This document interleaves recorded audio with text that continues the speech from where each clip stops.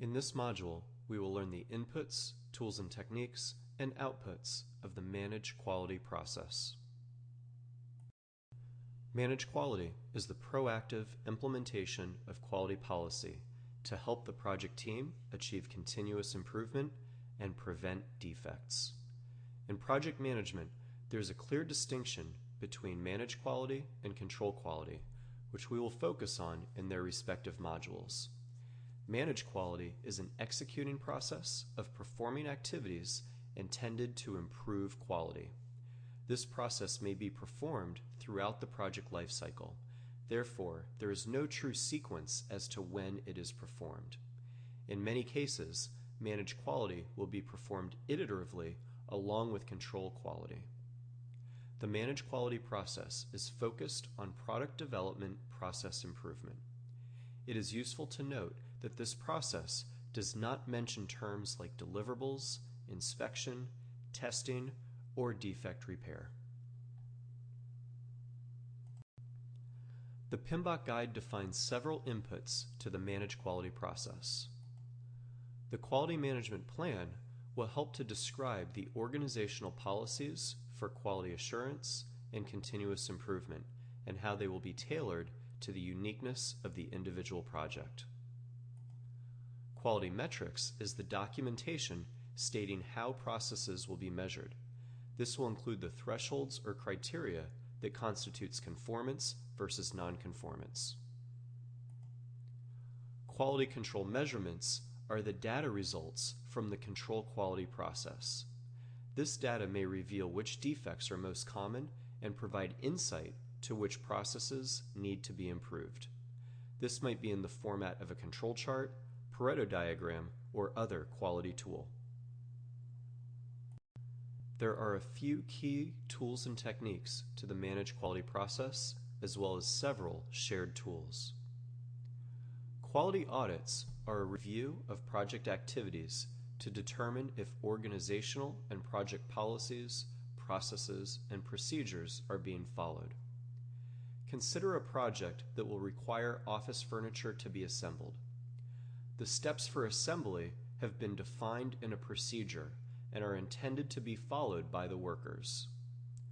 Workers who follow the procedure are likely to build the furniture with little or no defects. However, workers that do not follow the procedure are likely to make mistakes or errors in their work. Quality audits is the technique to determine if the processes are being followed and to help ensure that processes are being followed. Process analysis is the review of project processes to ensure their effectiveness and identify opportunities for improvement. Now consider the same furniture assembly project where all of the workers follow the process perfectly.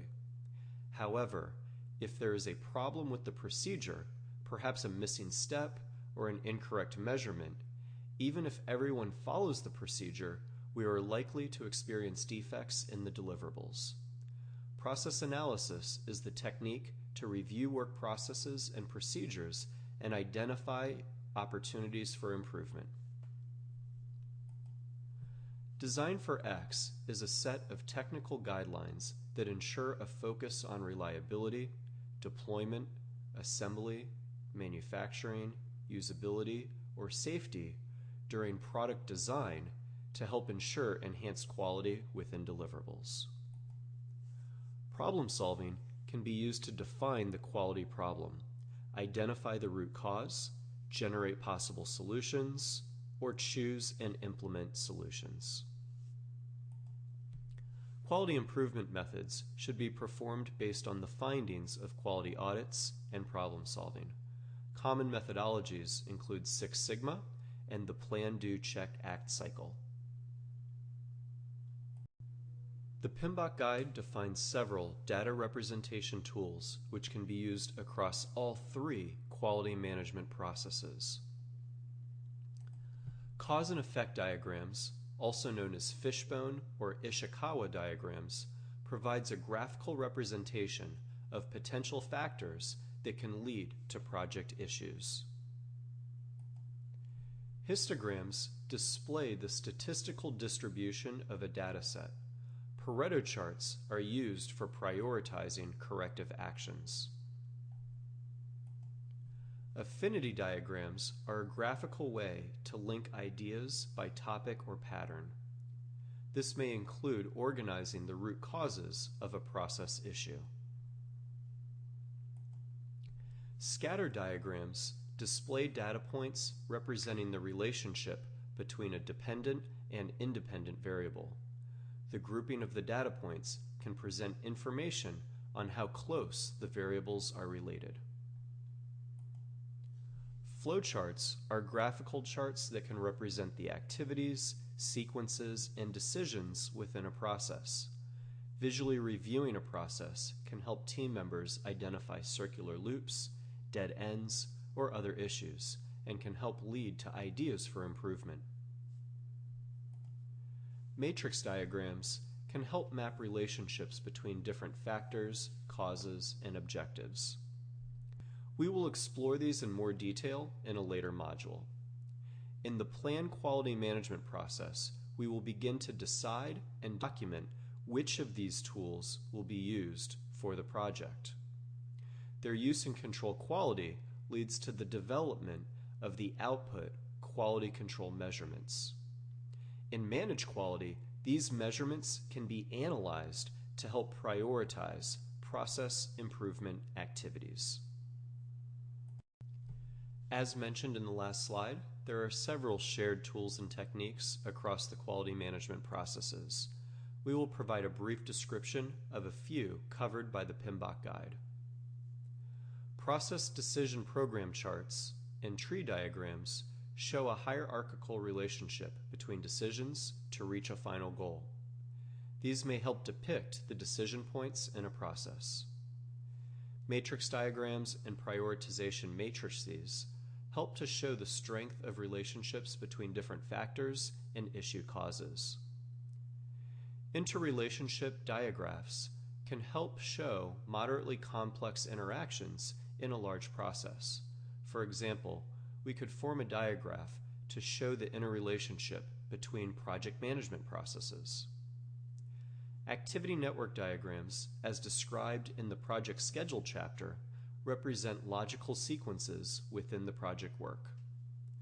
While it is rare that a project would use all or most of these tools, it is useful to understand them at a high level and know when they may or may not be appropriate.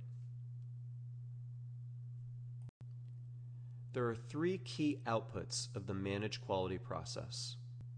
As the project team identifies opportunities to improve project process, change requests may need to be formalized. Since many work processes are directly correlated to the way the scope of work will be executed, process changes may result in a change to scope, schedule, and/or budget. It is important to understand that these changes are focused on the work process rather than the deliverable. Quality reports may include a list of quality management issues, recommendations for process improvement, and a summary of findings from the control quality process. Test and evaluation documents can be created to document established parameters around how the achievement of quality objectives will be measured. Finally, many processes may lead to updates to the project management plan and/or project documents.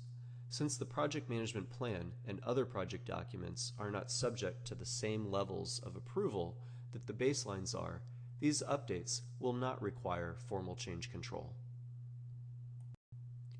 As we begin to explore the control quality process in the next module, there are some key themes that are useful to remember about the manage quality process. The project management process is focused on attaining continuous improvement in the product development work processes. This process will be performed throughout the project lifecycle. Data or measurements from control quality may be used to help understand which processes are most in need of improvement. This may include control charts, Pareto charts, or many others. Change requests to product development processes may be an output. As you start to learn the control quality process in the next module, try to make sure you understand how the two processes are different and how they interact.